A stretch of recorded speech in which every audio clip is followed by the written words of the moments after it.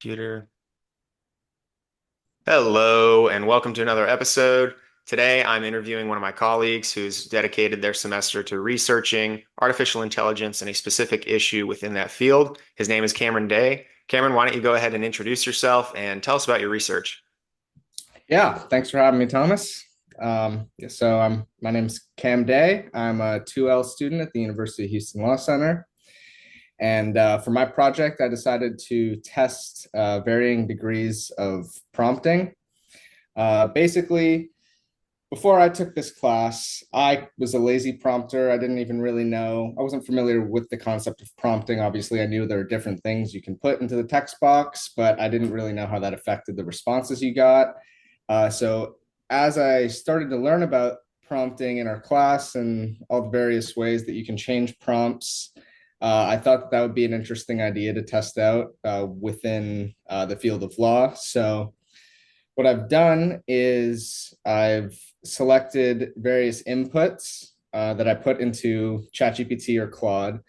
The three I'm testing right now are audience. So I specify that so far the only questions I'm asking are basic 1L questions like constitutional law, civil procedure questions.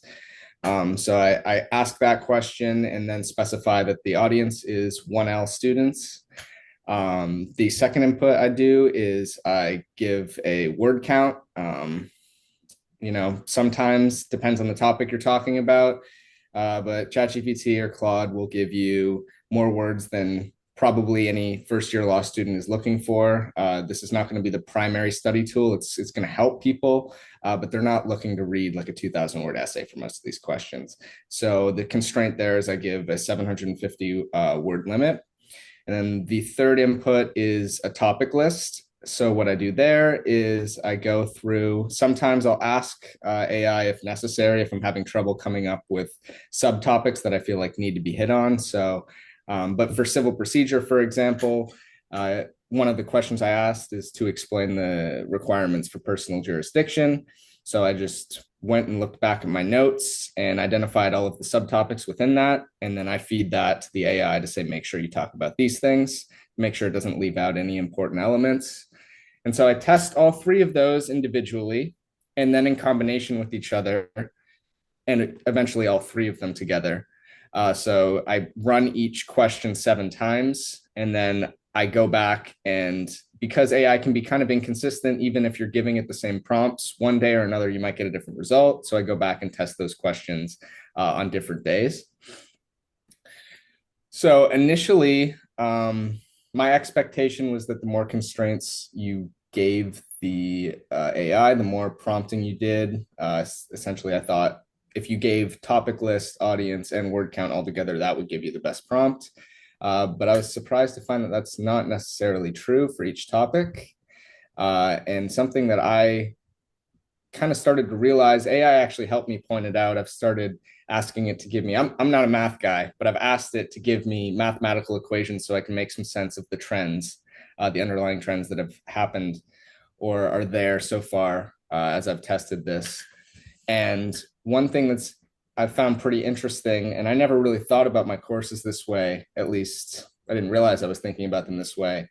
Uh, Whether or not more constraints helps seems to be dependent on the structure of the course or the nature of the field of law that you're researching.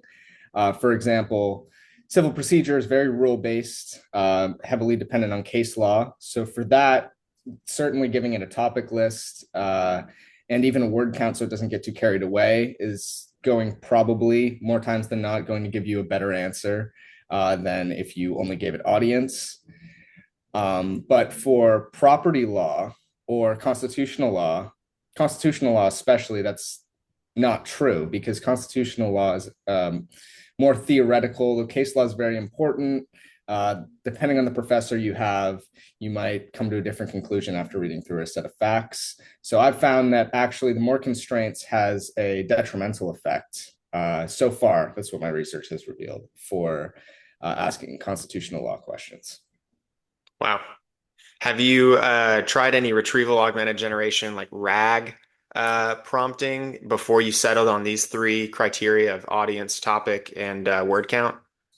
Yeah, so initially I thought RAG was going to be a huge part of this project. I created custom GPTs for each class and fed it what I had because my initial plan was I haven't mentioned this yet, but obviously a part of this project is after I get the responses, I give them to AI to evaluate.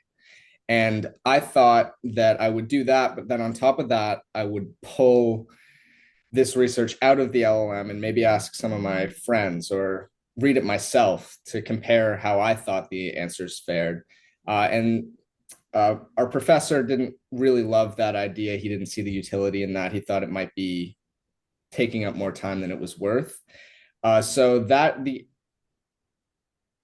use of RAG for me was like neatly tied to that. So I haven't really used those custom GPTs so much anymore. But that is definitely something that for other projects within this field could be helpful. Yeah. And could you talk a little bit more about your method for conducting these experiments? Do you have anything you could show us as to what it's looked like, your process going, behind the scenes? Absolutely. I will share my screen here.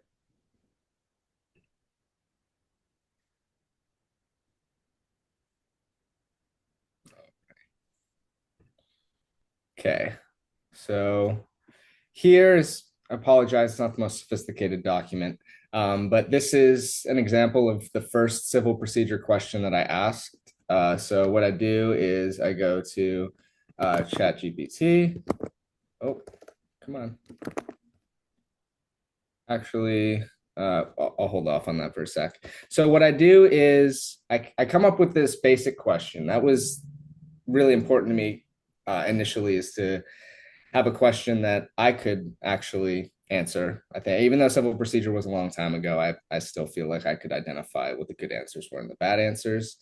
Another thing that's great about prompting is some people might be turned off by the idea of having to put in work. I mean, the whole point of going to AI is that it cuts out a lot of the dirty work for you. But I didn't come up with these prompts entirely on my own. There are many great websites out there that are free that will generate good prompts for you. So these are from Prompt Perfect. I tinker around with them a little bit, but basically it does most of the heavy lifting here. So this is my audience input first. So the first three prompts here, I'm testing each input individually. So basic, just explaining that the AI is supposed to act as a first year law professor and explain the concept of personal jurisdiction. Aside from that, not much else. I say make sure to cover the basic principles. And then this is the answer it gives you. I was pretty surprised right off the bat how good this answer was. I mean, I didn't even, you know, really tell it what to cover at all. And it hit on pretty much everything I thought was important. But of course, when you're doing this, there are a lot of factors to consider. I think for first year students, brevity is going to be very important. Again, you know, we had a great civil procedure professor. We're kind of using this to supplement if we're confused about a certain unit. It's not going to be the primary teacher for us. So I think having a succinct description of something, if you're missing, conceptually some things, AI can kind of fill the gaps there. And then here's an example of an output only prompt. Again, pretty simple. I just say make sure it doesn't exceed 750 words. I arrived at that limit by the first few questions I tested. I looked at what would happen if I gave it just an audience prompt and then just a topic list prompt, and I averaged out those responses to how long they were. Obviously, the topic list, well, I guess that's not always true, but I found that the topic list prompt usually generated the longest answers. So I averaged that with the audience input. And I thought 750 words was pretty good for most questions you're going to ask. Again, gives like a pretty good answer. Yeah, is it Long even citing cases up there? If you scroll up a little bit, I think it cited a Washington case. Yeah, international shoe. There we international go. shoe. Yep, yep. So it did that without. Okay, now I did tell it to give some case law, which I would have done. Yeah, you would think, you would hope that AI would know to do that. I mean, it's law, so I'm Right. And you've told it to speak as a law professor, so certainly it right. would in that regard.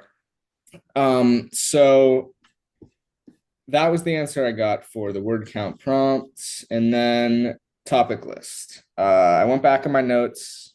Civil procedure is pretty easy to figure out what topics it should explain. Uh, the most interesting thing with this is that we covered these points, but there was one more point that we talked briefly about. I'm not sure if you remember. It was internet and personal jurisdiction, Mhm. which our professor said was a growing area of law, but we didn't spend a ton of time on it because there's not really much case law out there on it. So I left that out because I thought, I don't even, I'm not sure how, if that's standard for all civil procedure students across the country, first year Right. students, to learn that or not. So I just left it out. I also feel like that would be tapping into that area where constitutional law is probably giving AI a hard time when you ask these cutting edge issues, which typically constitutional law is about. Yeah. That's where AI tends to struggle. And we talked with the founder of MidPage about this and identified that as a weakness. Cutting Yeah. edge law, not really a great use for AI. So anyway, asking it about that internet jurisdiction would probably trigger and run into those same obstacles. So probably for the best you left that out. Well, interestingly enough, it threw it in anyways, which Oh, I thought was pretty impressive. I did say here that this was not an exhaustive list and that they could add anything they wanted to. But I did not expect, I thought that was a pretty niche area, and it covered under the additional juris considerations here. I mean, it didn't go in depth to it, but it briefly mentions here the internet increases the potential for defendant, and that's pretty much the short of what we learned in civil procedure. We right. maybe talked about a couple cases, but professor was like, "Watch out, this is a growing area. Not much to go off of right now." So I thought that was really interesting. Right. And plus it kind of gives more so of it's less of a rule, more so of a, guideline or what Yeah. it's looking like currently. So that's interesting. Right. So then I won't go through all of these individually, but I started doing them in combination with each other. And I have first I'll show you the evaluator here. So what I did is I test here what I call naked prompting. The first is just I literally just tell Claude to rate each prompt or each answer, sorry. First, I mask what the prompting is to eliminate any possible bias. So I don't tell Claude what I told the AI to tell. So right off the bat, it just gives a score out of one through 10, gives like, a few little points here.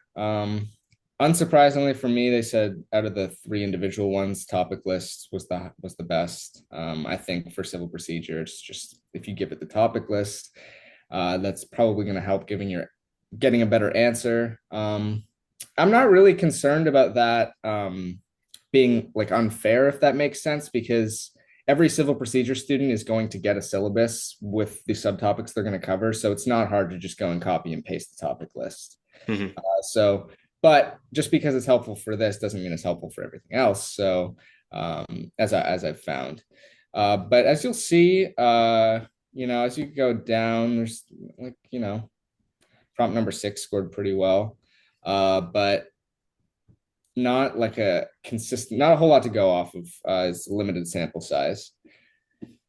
And then I decided to try it with I don't give it much context other than this scoring rubric that I came up with after talking to a couple different LLMs to come up with come up with a scoring rubric that you think would cover what would be important to a first year law student when they're considering what a good answer looks like.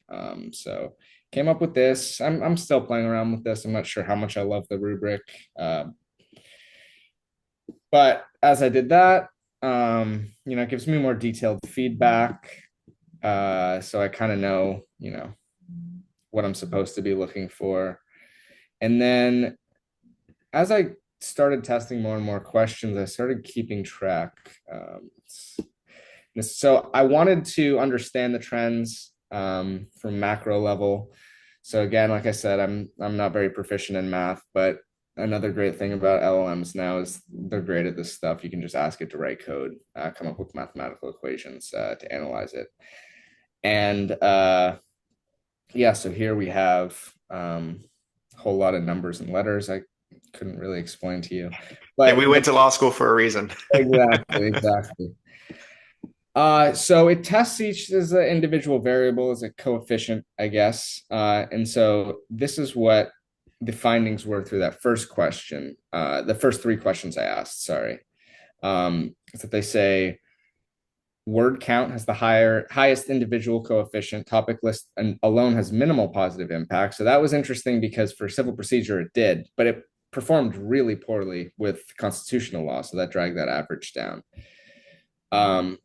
But again, these are preliminary findings. I'm going to keep asking more and more questions. I expect that these observations are not necessarily going to be true after I'm done with it. I am confident that in the end, this project will reveal that generally the more constraints you give, the better. I mean, the trade-off there is that it takes more time. But again, like I said, there's tools out there that are free that really cut down on the amount of time you have to spend giving these constraints. And then, yeah, so I ran through this with other areas of law, property. I just asked it to analyze the rule against perpetuities. I know that's something I really struggled to wrap my head around during property, and it's a really basic question that you can ask. And I was really impressed with the answers it gave, actually. But here, you'll find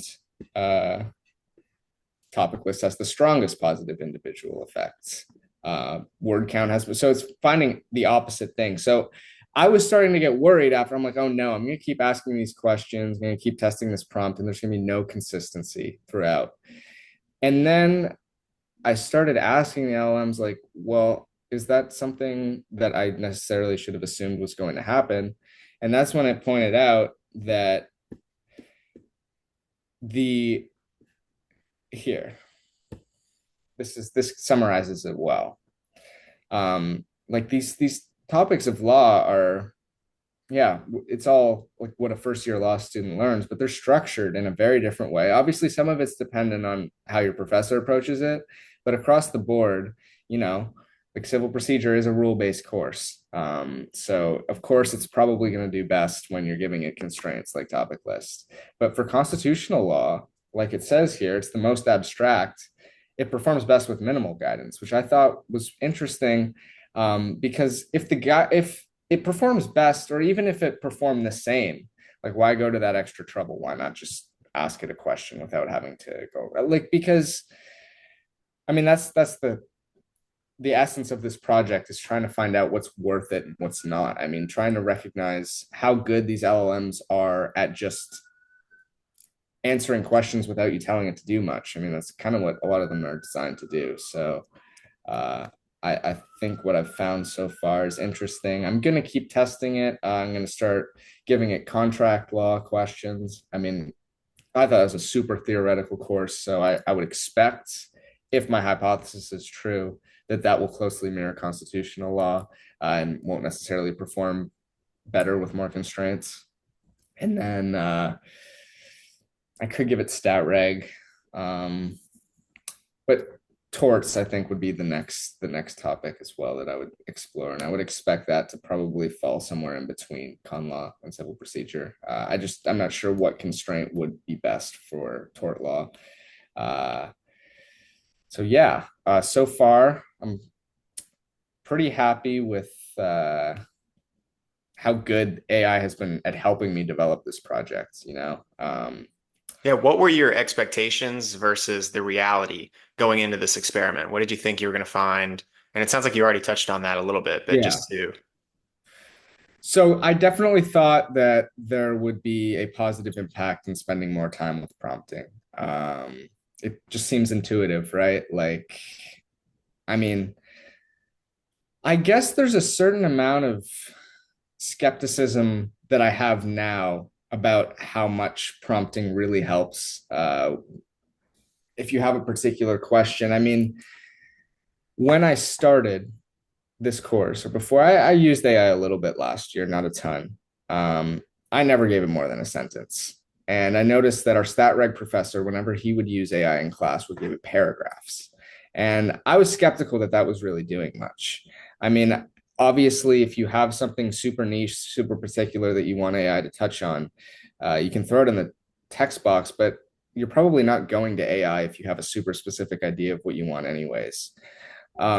So I think what I've found most surprising is that the more work you do does not necessarily guarantee a better work product. And I think that's really valuable for first year students because I don't know about you, but I every minute of first year law school is valuable. I mean, you feel Mm. like you're always, running behind and there's no time to get ahead.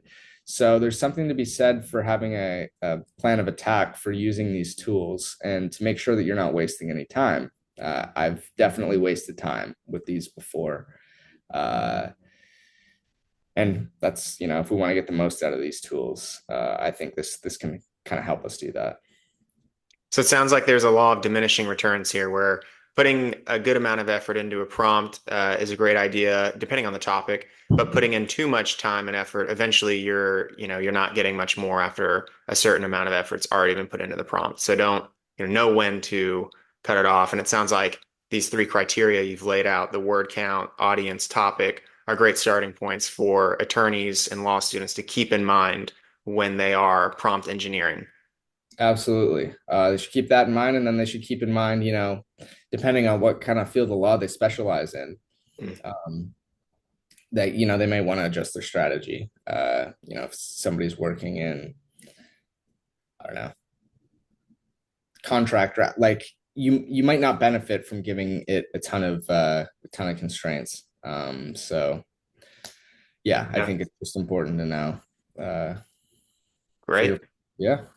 Well, Cam, thank you so much for taking the time and, updating us on this issue and telling us about your research, your methods, and your early preliminary findings. Really appreciate it. Yeah, thanks for having me.